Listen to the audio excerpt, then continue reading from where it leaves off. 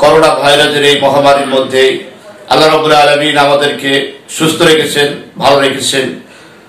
হৃদয়ের গভীর অন্তর থেকে সমস্ত আবেগ অনুভূতি উজাড় করে দিয়ে আল্লাহর শুকরিয়া আদায় করছি, আলহামদুলিল্লাহ। আজ না দেখা অতি ক্ষুদ্র করোনা ভাইরাসের কাছে থমকে গেছে গোটা পৃথিবী। অসহায় হয়ে পড়েছে বিগত ৭৩ বছর প্রায় ৩ কোটি মুসলিম হত্যা করা সেই পরাশক্তি আমেরিকা। তাসের ঘরের মতো ভেঙে চুরে তছনছ হয়ে গেছে পৃথিবীর সমস্ত মাতবর মোড়লদের গর্ব, দম্ভ, অহংকার। ইটালি, স্পেনের মতো রাস্তায় পড়ে থাকছে লাশ আর লাশ। দাফন করার জন্য কেউ এগিয়ে আসছে না। চিকিৎসার অভাবে মানুষ ধুকে ধুকে মরছে। জামাতে নামাজ আদায় করার মতো নিয়ামত আল্লাহ রাব্বুল আলামিন তুলে নিয়েছেন। কেন আমরা মসজিদে যেতে পারছি না? আমাদেরকে জামাতে নামাজ আদায় করার সুযোগ থেকে কেন বঞ্চিত হতে হলো? আল্লাহ রাব্বুল আলামিন বলছেন, জহরাল ফাসাদু ফিল বাররি ওয়াল বাহরি বিমা কাসাবাত আইদিন নাস লিউযিকাহুম বা'দাল্লাতী আমিলু লাআল্লাহুম ইয়ারজিউন। আল্লাহ তাআলা সূরা হুদে বলছেন, জলের স্তরে যে সকল বিপর্যয় ঘটে তা সবই তোমাদের হাতের কামাই। তোমরা যা করো তার কিছু কাজের স্বাদ আস্বাদন করাই, এজন্য যে সম্ভবত তোমরা ফিরে আসবে। আল্লাহ রাব্বুল আলামিন কোরআনে কারিমে বলেন, ওমা আসাবাকুম মিন মুসিবাতিন ফাবিমা কাসাবাত আইদিকুম ওয়া ইয়াফু আন কাসীর। সূরা শুরার আয়াত আল্লাহ রাব্বুল আলামিন বলেন, কোন বিপদ মুসিবত আসে না যা তোমরা হাতে কামাই করনি। সব বিপদ মুসিবত তোমাদের হাতের কামাই। তারপরেও যদি আল্লাহ পাক সবগুলোই যদি ধরতেন তাহলে দম ফেলার সুযোগ পেতাম না। আল্লাহ পাক অনেকগুলোই মাফ করে দেন। আল্লাহ রাব্বুল আলামিন আমাদেরকে মাঝে মাঝে এগুলো দেন এই কারণে, আখাযনাকুম বাসায় ওয়াদ-দাররা লাআল্লাহুম ইয়াতাদাররাউন। আল্লাহ রাব্বুল আলামিন এই দুর্যোগ এই কষ্ট নিপতিত করেন যাতে আমরা বিনয়ী হই, আমরা যেন অবনত হই, আমরা যেন আল্লাহর আনুগত্য স্বীকার করি। আল্লাহ রাব্বুল আলামিন আমাদেরকে চোখে আঙুল দিয়ে দেখিয়ে দিচ্ছেন, আওয়ালা ইয়ারাউনা আন্নাহুম ইফতিনুনা ফি কুল্লি আমিন মারাতাইন আও মারাতাইন। তারা কি দেখে না যে প্রতি বছরই একবার অথবা দুবার এরকম বিপদ মুসিবত এসেই থাকে। সুম্মা লা ইয়াতুবুনা, তবু কি তারা ফিরে আসবে না? অথবা কি তারা শিক্ষা গ্রহণ করবে না? আল্লাহ রাব্বুল আলামিন আমাদেরকে শিক্ষার জন্য বলছেন। আল্লাহ পাক কত সুন্দর করে আমাদেরকে বলছে, মানুষ কি ফিরবে না? আফালা ইয়াতুবুনা, তারা কি ফিরে আসবে না? ইলাল্লাহি, আল্লাহর দিকে, ইস্তাগফিরুনা, এবং তার কাছে কি ক্ষমা প্রার্থনা করবে না? তিনি তো অত্যন্ত দয়াবান, আল্লাহু গফুরুর রহিম, তিনি মাফ করে দেন, তিনি দয়াবান। তো আমরা আল্লাহর কাছে ফিরে আসছি না, আমরা মাফ চাচ্ছি না। আমরা যদি মাফ চাইতে থাকি তাহলে আল্লাহ তাআলা আমাদেরকে বিপদ মুসিবত দেন না। তো আমরা আসলে আল্লাহর কাছে ফিরে আসিনি, আমাদের হাতের দ্বারা আমরা বিপদ এই মুসিবত আমরা কামাই করেছি। কেন? আমাদের কি অপরাধগুলো ছিল? আমাদের এই বিপদ আসার আগে, এই মহামারী, এই করোনা ভাইরাস আসার আগে গোটা পৃথিবীর অবস্থাটা কি ছিল একটু আমাদেরকে ফিরে দেখার দরকার। গোটা পৃথিবীর দিকে যদি লক্ষ্য করি তাহলে দেখব গোটা পৃথিবী যেন উলঙ্গ হয়ে গিয়েছিল। পুরো সমাজ অশ্লীলতা, নগ্নতা, ব্যবনায়, দুরাচার, অত্যাচার, অনাচারে ভরে গিয়েছিল। পতিতাদের, নর্তকীদের অবাধ নাচানো, তরুণ তরুণীদের যৌনতা উস্কে দেওয়া, এমনকি নগ্ন পোশাক পরিহিতা নারীর অবাধ বিচরণে সেই গিয়েছিল আমাদের চারিপাশ। পর্নোগ্রাফিতে বোধ হয়েছিল সর্বশ্রেণীর মানুষ। আর সবচাইতে ভয়াবহ যে কাজটি প্রতিনিয়তই ঘটছিল, 31st night, holiday, rag day, Valentine day, Poila Baishakh, বসন্ত বরণের নামে অবাধ যৌনাচার, নগ্নতা আর অশ্লীলতা।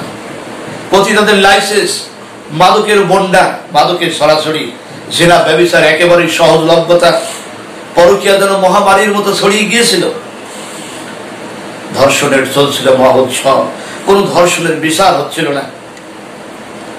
আর দুঃখজনক ভাবে চলছিল জঙ্গি ট্যাগ লাগিয়ে ক্রস ফায়ার চলছিল, খুন, গুম, হত্যা, রাহাজানি, চাঁদাবাজি, লুটতরাজ, মিথ্যা মামলা, ধোঁকাবাজি, প্রতারণা চতুর্দিক যেন ভারী হয়ে উঠেছিল।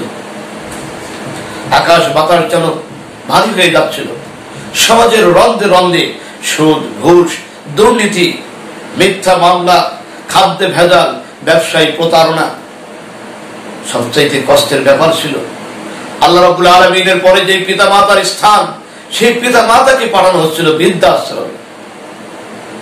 চলছিল গোটা দুনিয়া জুড়ে মানব রচিত তন্ত্র মন্ত্র, চলছিল রাষ্ট্রীয় পৃষ্ঠপোষকতায় শিরিকের মহোৎসব।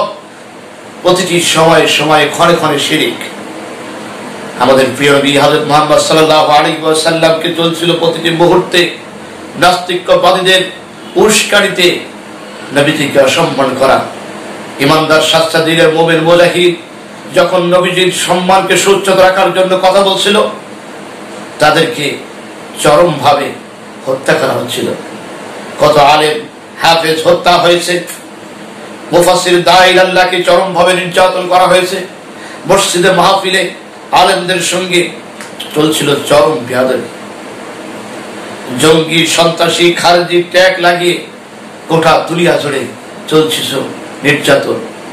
নীরব কান্না, গুমরে গুমরে মরছিল গোটা পৃথিবী।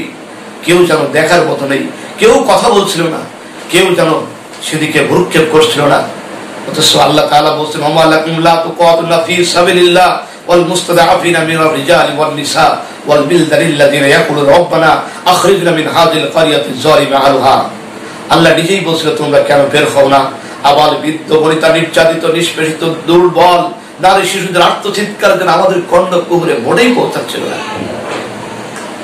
সুপ্রিয় দর্শক শ্রোতা মন্ডলী, গোটা পৃথিবীর অবস্থা যখন এরকম, তখন আল্লাহ তাআলা গোসায় অস্থির হয়ে যাচ্ছিল। মুসলিমের আর্তনাদ আল্লাহর আকাশ বাতাস ভারী করে আরশে আজিম পর্যন্ত পৌঁছে গিয়েছিল। তখনই আল্লাহ রাব্বুল আলামিন গজব, তখন আল্লাহ রাব্বুল আলামিন লানত না দিয়ে আর কি করবে? তাই তো তিনি করোনা নামক এই ভাইরাস, এই মহামারী আমাদের কাছে দিয়ে আল্লাহ তাআলার শক্তির দাপটের বিরুদ্ধে তোমরা যে শক্তির দাপট দেখাচ্ছিলে তা কতটুকু আছে আল্লাহ দেখাতে চায়। সুপ্রিয় দর্শক শ্রোতা মণ্ডলী, তবে আমরা যদি ফিরে আসতাম, ইস্তেগফার করতাম, আল্লাহ রাব্বুল আলামিন বলেন, যদি তারা যদি ফিরে আসে, তারা যদি ইস্তেগফার করে, তারা যদি মাপ চাইতেই থাকে, তাহলে আল্লাহর কি দরকার? আল্লাহ রাব্বুল আলামিন কেন তাদেরকে বিপদ দিবেন? আল্লাহ তাআলা কেন তাদেরকে আযাব দিবেন? ওমা কানা আল্লাহু মুআযিবাকুম ওয়া হুম ইস্তাগফিরুন। আল্লাহ তাআলা বলেন, তারা বারবার ক্ষমা প্রার্থনা করেন, আল্লাহর কি দরকার তাদেরকে কেন গজব দিবেন? কিন্তু আল্লাহ অবশ্যই গজব দিবে। আল্লাহ পাক বলছেন তার পরপরই, ওমা লাকুম মুআযিবাকুমুল্লাহু ওমা লাকুম ইউআযিবাকুমুল্লাহু ওয়া হুম ইয়াসুদ্দুনা আনিল মাসজিদিল হারাম। এখন আল্লাহর গজব না দিয়ে তাদেরকে কি করবে? তারা তো মসজিদকে তারা বাধাগ্রস্ত করেছে। আল্লাহ রাব্বুল আলামিন বলেন, ওয়া মান আযলাম মিম্মান মানা মাসাজিদাল্লাহ আইয়ুযকারা ফিহা ইসমুহু ওয়া সাআ ফি খারাবিহা। আল্লাহ তাআলা বলেন, তারা মসজিদে আমার নাম স্মরণ করা, তারা মসজিদে যাওয়াকে তারা বাধা সৃষ্টি করেছে, এর থেকে বড় জালেম আর কে হতে পারে? আল্লাহ রাব্বুল আলামিন বলেন, এমনই পরিস্থিতিতে তোমাদের যে গজব, আল্লাহ তাআলা এর মাধ্যমে আমাদের কাছ থেকে 5 ওয়াক্ত নামাজের নিয়ামত ছিনিয়ে নিয়েছে, সুযোগ সৃষ্টি করেছে আমরাই। আমরা এর ভিতরে আমরা বলেছি এখন মহামারী চলছে, নামাজের স্বল্পতা, নামাজে এখন সীমিত উপস্থিতি, জামাতে সীমিত উপস্থিতি, আর কেউ নাই, আমরাই কিন্তু ফতোয়া দিয়েছি।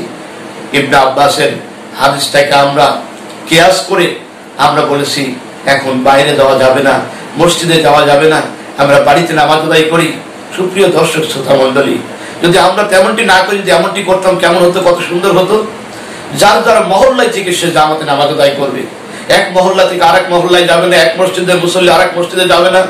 জুম্মার দিন অনেক খতিবদের সুন্দর বয়ান শোনার জন্য অনেক মানুষ দূর দূরান্ত থেকে আসে, তারা আসবে না, তাহলে আরো ভালো হতো। কিন্তু ঠুনকো অজুহাত দিয়ে গোটা মসজিদটাকে আমরা রেস্ট্রিকশন করে দিলাম 5 জন আর 10 জন। আসলে 5 জন 10 জন রেস্ট্রিকশন কেন, সীমিত করে দিয়ে আমরা মসজিদ কেন না সুন্দর করে সাবধান দিয়ে পরিষ্কার করে ধুয়ে মসজিদে মুসল্লিদেরকে স্যানিটাইজার, হ্যান্ড স্যানিটাইজার ব্যবহার করে আমরা তাদেরকে ঢোকাতাম, আল্লাহর কাছে আমরা সেজদা দিয়ে কাঁদতাম, ফিরে আসতাম। কিন্তু আমরা খুব সহজেই তাদের কথাগুলো আমরা মেনে নিলাম।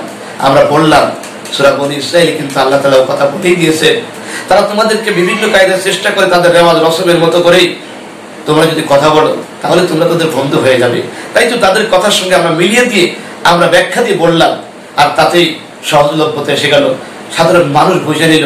আল্লাহ পাক বলছেন আল্লাযী আওহাইনা ইলাইকা লিতাফতারি আলাইনা গায়রাহু ওয়া ইতাল্লাতাখিজুকা খালিলা। যদি তুমি আমার পড়ানো ওইকে যদি ঘুরিয়ে ফিরিয়ে তাদের মতো করে যদি তুমি বলতে পারো, রচনা করতে পারো, তাহলে তোমাকে তাদেরকে তোমাদের বন্ধু বানায় নেবে। তো আমরা তাদের বন্ধু হয়ে গেলাম, খুবই বড় আফসোসের কথা। আমরা ব্যাখ্যা ছিল কি আর ব্যাখ্যাটা আমরা দিলাম কি, যাই হোক, এটা আসলে আমাদের কিসমত খারাপ।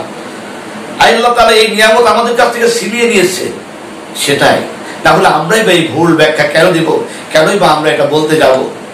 সুতরাং সুপ্রিয় দর্শক শ্রোতা মন্ডলী, যতই আপনি আমি অজুহাত খাড়া করি, ভাইরাদের অজুহাত খাড়া করে মহল্লার মানুষদেরকেও নামাজ আসতে না দেই, অনেক জায়গায় কিন্তু দূর দূরান্তের মানুষ, এক জায়গার মানুষ আরেক জায়গায় একত্র হচ্ছে, বাজারে, চায়ের দোকানে, বিভিন্ন জায়গায় হচ্ছে, কিন্তু সেখানে কিন্তু একটা মহল্লা না, বিভিন্ন এলাকা, সেটাকে আমরা কন্ট্রোল করতে পারিনি। খুব সহজে কন্ট্রোল করতে পেরেছে আমাদের মসজিদটাকে। আল্লাহ তাআলা সূরা আনফালের 34 নম্বর আয়াতে বলেছে, এখন আর গজব না দিয়ে আর কি হবে। আল্লাহ তাআলা বলছেন বালিল ইনসানু আলা নাফসিহি বাসীরা ওয়ালাউ আলকা মাআযিরা। তোমরা যত অজুহাত খাড়া করো, মানুষ কি করেছে সে তো তার অন্তরের খবর, সে অবশ্যই জানে। অজুহাত খাড়া করে আল্লাহর কাছ থেকে পার পাওয়া যাবে না। সুতরাং আসুন আমরা আমাদের বিগত ভুল ভ্রান্তিগুলো থেকে আল্লাহর কাছে আমরা ফিরে আসি, আমরা মাপ চাই, আল্লাহর কাছে রোনাজারি করি, কান্নাকাটি করি। একই মহল্লার মানুষ আমরা যেন একসাথে জামাতের আওয়াজ আদায় করতে পারি। নবীজির হাদিসকে আমরা মানি, যখন মহামারী হবে সুস্থ অসুস্থ মানুষের কাছে যাবে না, অসুস্থ মানুষ সুস্থতার কাছে যাবে না। এর অর্থ হলো এই এক জায়গা থেকে পালিয়ে আরেক জায়গায় যাবে না, আবার এক জায়গায় মানুষ এই মহামারীর মধ্যে আসবে না। সুতরাং আমরা এক মহল্লা থেকে আরেক মহল্লায় বেরিয়ে না যাই, যারা অসুস্থ তারা মসজিদে না আসি, কিন্তু যারা সুস্থ একই মহল্লার মধ্যে আসি তারা আমরা নামাজ আদায় করি, তারা আমরা এক জায়গায় যাই, মসজিদমুখী হই, আল্লাহর কাছে সিজদা দিই। ফালিয়াবুদু রাব্ব হাযাল বাইত আল্লাযী আত'আমাহুম মিন জু' ওয়া আমানাহুম মিন খাউফ।